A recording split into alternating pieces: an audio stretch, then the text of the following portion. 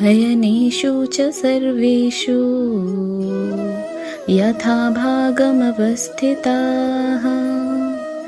भीष्ममेवाभिरक्षन्तु भवन्तः सर्व एव हि। इस श्लोक में दुर्योधन अपने सेनापतियों और सैनिकों को एक महत्वपूर्ण आदेश दे रहा है। दुर्योधन अपने सबसे शक्तिशाली योद्धा भीष्म पितामह के प्रति चिंता व्यक्त कर रहा है।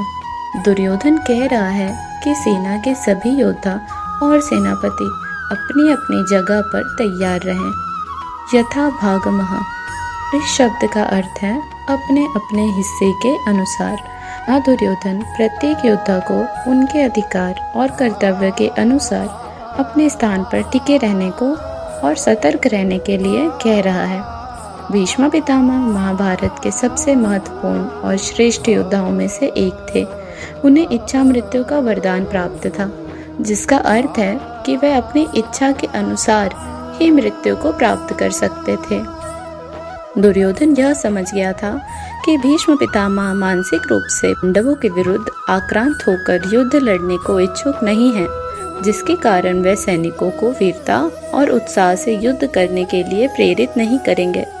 इसीलिए उसने अपनी सेना के अन्य सेना नायकों से अपनी अपनी स्थिति पर अडिग रहने के साथ साथ चारों ओर से भीष्म पितामह की सुरक्षा का भी ध्यान रखने को कहा।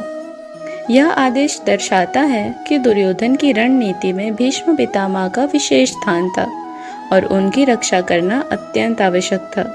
वह जानता था कि भीष्म पितामह की उपस्थिति और उनका नेतृत्व ही कौरवों को पांडवों के खिलाफ लड़ने के लिए प्रेरित कर सकता है। यह श्लोक सिर्फ युद्ध की तैयारी का वर्णन नहीं करता, बल्कि यह दिखाता है कि कैसे एक नेता अपनी सेना की सबसे महत्वपूर्ण कड़ी की सुरक्षा को प्राथमिकता देता है। दुर्योधन का भीष्म पितामह के प्रति यह विशेष ध्यान उसकी रणनीतिक सोच को दर्शाता है।